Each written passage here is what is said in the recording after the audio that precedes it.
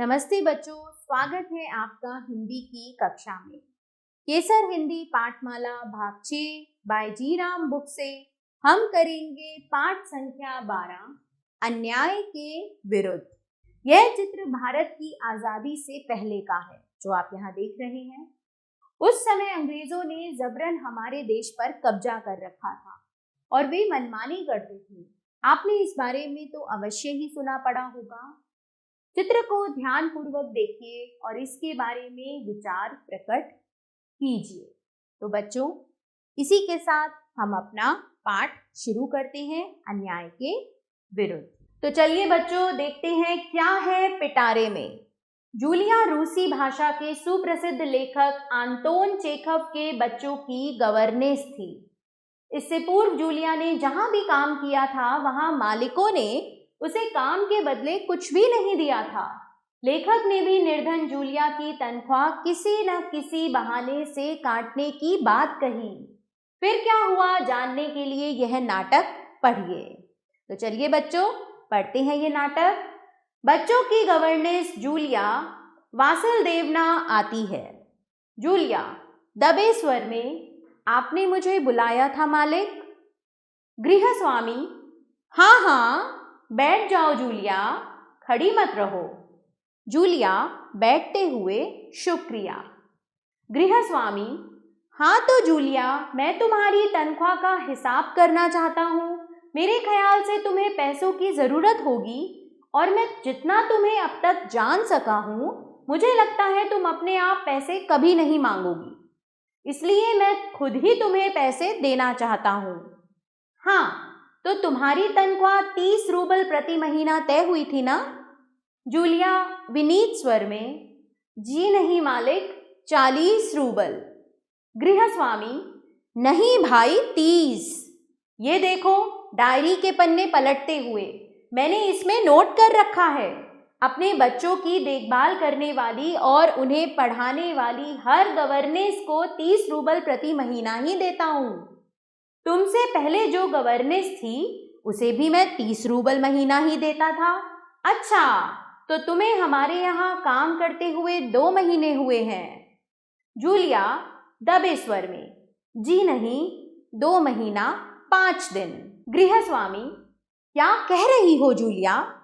ठीक 2 महीने हुए हैं भाई, मैंने डायरी में सब नोट कर रखा है। हाँ, तो 2 महीने के बनते हैं 60 रूबल। लेकिन 60 रूबल तभी बनते हैं जब महीने में तुमने एक दिन भी छुट्टी ना ली हो। तुमने इतवार को छुट्टी मनाई है। उस दिन तुमने कोई काम नहीं किया, सिर्फ कोल्या को घुमाने के लिए ले गई हो। और ये तो तुम भी मानोगी कि बच्चे को घुमाने ले जाना कोई काम नहीं होता। इसके अलावा तुमने 3 छुट्टियां और ली हैं, ठीक है ना? जूलिया दबे स्वर में, जी आप कह रहे हैं तो ठीक, रुक जाती है। गृहस्वामी, अरे भाई, मैं क्या गलत कह रहा हूँ? हाँ, तो 9 इतवार और 3 छुट्टियां, यानी 12 दिन तुमने काम नहीं किया, यानी तुम्हारे 12 रूबल कट गए। उधर कोल्या 4 दिन बीमार रहा और तुमने सिर्फ वान्या को ही पढ़ाया। पिछले हफ्ते शायद 3 दिन दांतों में दर्द रहा था और मेरी पत्नी ने तुम्हें दोपहर बाद छुट्टी दे दी थी। तो 12 और 7 19 नागा। हाँ, तो भाई घटाओ 60 में से 19, कितने रहते हैं? 41 रूबल, ठीक है। जूलिया रुआसी हो जाती है, रोते स्वर में, जी हाँ। गृहस्वामी डायरी के पन्ने उलटते हुए, हाँ याद आया, 1 जनवरी को तुमने चाय की प्लेट और प्याली तोड़ी थी। प्याली बहुत कीमती थी, मगर मेरे भाग्य में तो हमेशा नुकसान उठाना ही बदा है। मैंने जिसका भला करना चाहा उसने मुझे नुकसान पहुंचाने में कोई कसर नहीं छोड़ी है। खैर, मेरा भाग्य। हाँ, तो मैं प्याली के 2 रूबल ही काटूंगा। अब देखो, उस दिन तुमने ध्यान नहीं दिया और तुम्हारी नजर बचाकर कोल्या पेड़ पर चढ़ गया और वहां किसी टहनी से उसकी जैकेट फट गई। 10 रूबल उसके गए। इसी तरह तुम्हारी लापरवाही की वजह से घर की सफाई करने वाली नौकरानी मारिया ने वान्या के नए जूते चुरा लिए। रुककर, तुम मेरी बात सुन भी रही हो या नहीं? जूलिया मुश्किल से अपनी रुलाई रोकते हुए, जी सुन रही हूँ। गृहस्वामी, हाँ ठीक है। अब देखो भाई, तुम्हारा काम बच्चों को पढ़ाना और उनकी देखभाल करना है। तुम्हें इसी के तो पैसे मिलते हैं। तुम अपने काम में ढील दोगी तो पैसे कटेंगे या नहीं? मैं ठीक कह रहा हूं ना? तो जूतों के 5 रूबल और कट गए। और हाँ, याद आया, 10 जनवरी को मैंने तुम्हें 10 रूबल दिए थे। जूलिया लगभग रोते हुए, जी नहीं, आपने कुछ नहीं, आगे नहीं कह पाती। गृहस्वामी, अरे तो क्या मैं झूठ बोल रहा हूँ? मैं डायरी में हर चीज नोट कर लेता हूँ। तुम्हें यकीन ना हो तो दिखाऊं डायरी। डायरी के पन्ने यूं ही उलटने लगता है। जूलिया आंसू पोंछते हुए, आप कह रहे हैं तो आपने दिए ही होंगे। गृहस्वामी कड़े स्वर में, दिए होंगे नहीं, दिए हैं। तो ठीक है, घटाओ। 27, 41 में से बचे 14। क्यों, हिसाब ठीक है ना? जूलिया आंसू पीते हुए कांपती आवाज में, मुझे अभी तक एक ही बार कुछ पैसे मिले थे और वे मुझे मालकिन ने दिए थे, सिर्फ 3 रूबल, ज्यादा नहीं। गृहस्वामी जैसे आसमान से गिरा हो, अच्छा? और इतनी बड़ी बात तुम्हारी मालकिन ने मुझे बताई तक नहीं। देखो, तुम ना बताती तो हो जाता ना अनर्थ। खैर, देर से ही सही, मैं इसे भी डायरी में नोट कर लेता हूँ। डायरी खोलकर उसमें यूं ही कुछ लिखता है। हाँ, तो 14 में से 3 और घटा दो, बचते हैं 11 रूबल। जेब से निकालकर, तो लो भाई, यह रही तुम्हारी तनख्वाह, ये रहे 11 रूबल। देते हुए, संभाल लो, गिन लो, ठीक है ना? जूलिया कांपते हाथों से रूबल लेती है, कांपते हुए स्वर में, जी धन्यवाद। गृहस्वामी सोफे से उठकर खड़ा हो जाता है और भारी आवाज करता हुआ कमरे में क्रुद्ध शेर की तरह 1-2 चक्कर लगाता है। धन्यवाद? जूलिया, तुमने धन्यवाद कहा ना? गुस्से से, धन्यवाद किस बात का? जूलिया, आपने मुझे पैसे दिए, इसके लिए धन्यवाद। गृहस्वामी अपना गुस्सा नहीं संभाल पाता, ऊंचे स्वर में लगभग चिल्लाते हुए, तुम मुझे धन्यवाद दे रही हो जूलिया, जबकि तुम अच्छी तरह जानती हो कि मैंने तुम्हें ठग लिया है, तुम्हें धोखा दिया है, तुम्हारे पैसे हड़प लिए हैं, और इसके बावजूद तुम मुझे धन्यवाद दे रही हो। गुस्से में आवाज कांपने लगती है। जूलिया, जी हाँ मालिक। गृहस्वामी गुस्से से तुतलाने लगता है, जी हाँ मालिक, जी हाँ मालिक। क्यों जी हाँ मालिक? जूलिया डर जाती है भयभीत स्वर में, क्योंकि इससे पहले मैंने जहां जहां काम किया उन लोगों ने तो मुझे 1 पैसा तक नहीं दिया। आप कुछ तो दे रहे हैं।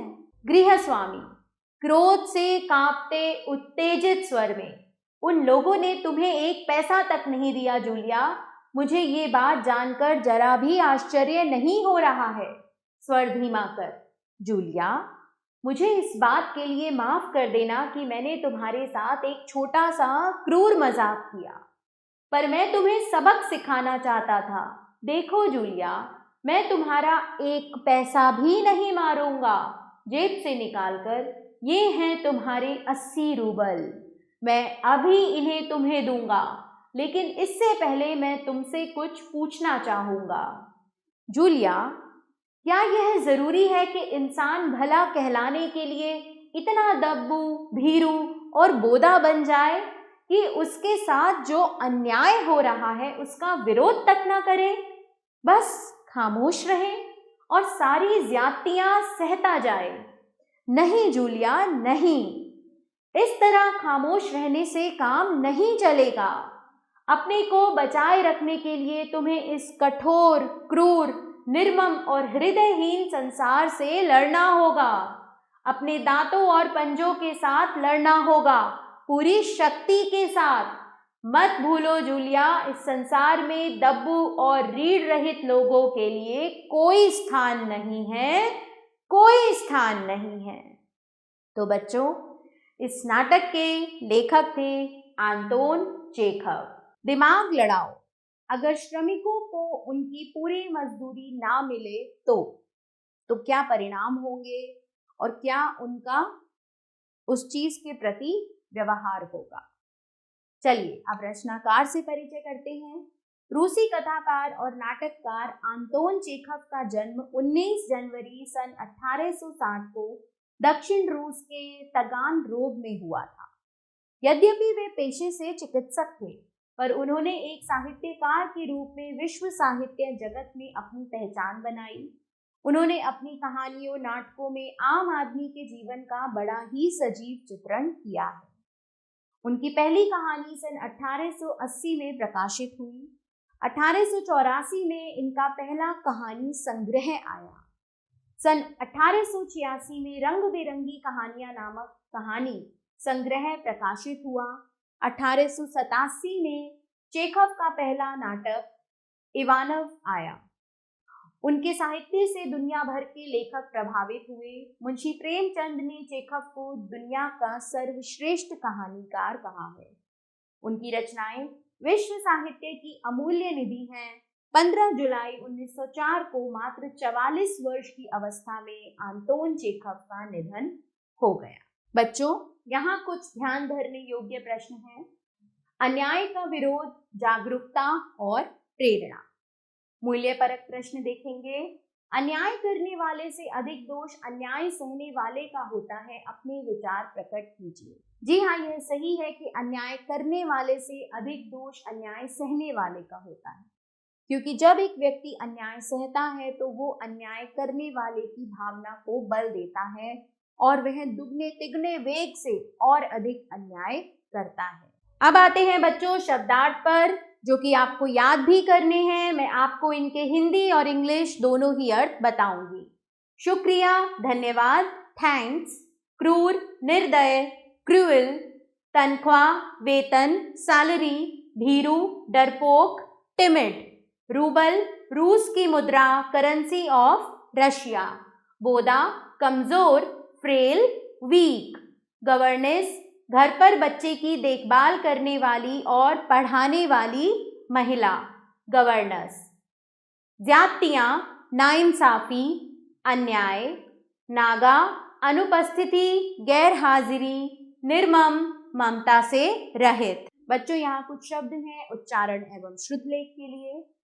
तनख्वाह, गवर्नेंस, छुट्टियां, 27, 41, क्रुद्ध, धन्यवाद, उत्तेजित, ज्यादतियां, हृदयहीन और रीढ़ रहित।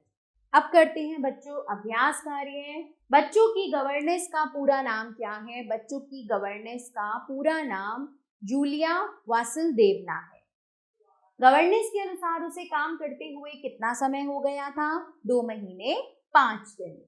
1 जनवरी को जूलिया ने क्या नुकसान किया था? 1 जनवरी को जूलिया ने एक चाय की प्लेट और प्याली तोड़ दी। मालकिन ने जूलिया को कितने रूबल दिए थे? मालकिन ने जूलिया को 3 रूबल दिए। तो बच्चों, अब आती है कलम की बारी। बहुविकल्पीय प्रश्न, सही उत्तर के सामने सही का निशान लगाइए। जूलिया के अनुसार उसका वेतन कितना निश्चित हुआ था? 40 रूबल। गृहस्वामी के अनुसार जूलिया ने कितनी छुट्टियां की थी? जूलिया ने 19 छुट्टियां की थी। कटौती करने के बाद गृहस्वामी ने जूलिया को कितने रूबल दिए? 11 रूबल दिए। लेखक ने संसार को कैसा कहा है? लेखक ने संसार को हृदयहीन कहा है। अब देखते हैं बच्चों लघु उत्तरीय प्रश्न। जूलिया क्या काम करती थी? जूलिया गवर्नेंस का काम करती थी। वे बच्चों की देखरेख और पढ़ाई के लिए गवर्नेस का काम किया करती थी। गृहस्वामी ने जूलिया को अपने कमरे में क्यों बुलाया था? गृहस्वामी ने जूलिया को अपने कमरे में उसकी तनख्वाह देने के लिए बुलाया था। लेखक द्वारा ठगे जाने पर भी जूलिया ने उसे धन्यवाद क्यों दिया? लेखक द्वारा ठगे जाने पर भी जूलिया ने उसे धन्यवाद इसलिए दिया क्योंकि अब तक उसने जहां भी काम किया था उन लोगों ने जूलिया को 1 पैसा तक नहीं दिया था। लेखक ने जूलिया के साथ कौन सा क्रूर मजाक किया था? जूलिया के अनुसार उसकी तनख्वाह 40 रूबल तय हुई थी, परंतु पहले तो लेखक ने कहा कि उसकी तनख्वाह 30 रूबल तय हुई थी और उसके बाद भी जूलिया की तरह तरह की छुट्टियां बताकर और भी कई बहानों से उसकी तनख्वाह काटकर केवल उसे 11 रूबल ही दिए। अंत में गृहस्वामी ने जूलिया को वेतन के रूप में कितने रूबल दिए होंगे? गृहस्वामी ने यह सब कुछ जूलिया को सबक सिखाने के लिए किया था कि वह अपने साथ हो रहे अन्याय के विरुद्ध आवाज उठाए। अंत में गृहस्वामी ने जूलिया को वेतन के रूप में 80 रूबल ही दिए थे। बच्चों, अब आते हैं हम दीर्घ उत्तरीय प्रश्न पर, जिनके उत्तर आप पाठ के आधार पर स्वयं देंगे। मैं आपके लिए प्रश्नों को पढ़ रही हूँ। प्रश्न 1 है, गृहस्वामी किस किस बहाने से जूलिया की तनख्वाह काटने की बात कर रहा था? प्रश्न 2, गृहस्वामी अपना गुस्सा क्यों नहीं संभाल पाया? प्रश्न 3, गृहस्वामी जूलिया को क्या समझाना चाहता था? और प्रश्न 4 है, इस संसार में दब्बू और रीढ़ रहित लोगों के लिए कोई स्थान नहीं है, कोई स्थान नहीं है, आशय स्पष्ट कीजिए। बच्चों, आगे है हमारे पास ज्ञान झरोखा। हिंदी के प्रथम डायरी लेखक श्री राम शर्मा थे।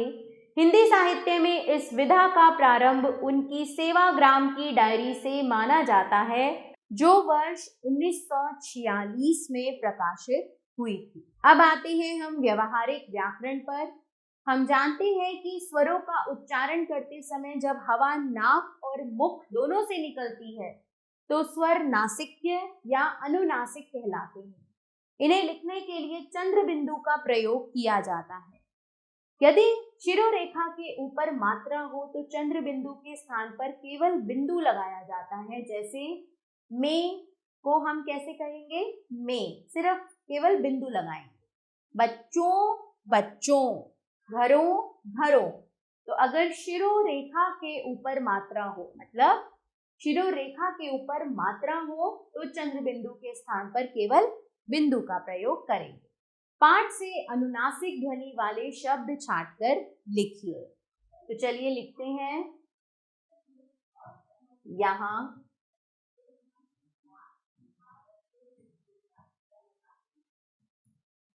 ज्यादतियां,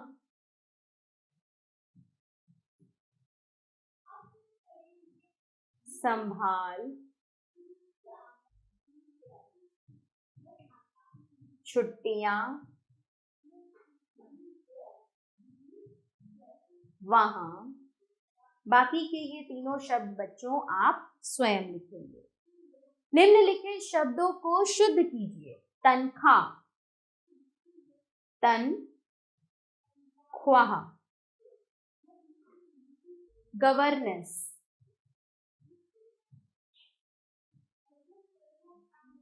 दोपहर, दो पहर।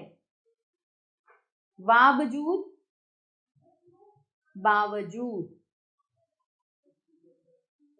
अब बच्चों, इन चारों शब्दों के शुद्ध रूप आपको स्वयं लिखने हैं। निम्नलिखित श्रुति सम भिन्नार्थक शब्दों से वाक्य बनाइए। आदि, इसका अर्थ होता है बच्चों शुरुआत। तो इसका वाक्य हम बनाएंगे, इस पुस्तक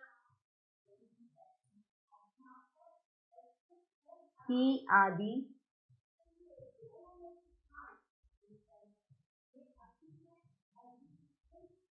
सर्वोत्तम है। आदि मैं, इस आदि का मतलब है जहां बड़ी की मात्रा आती है अभ्यस्त। मैं सुबह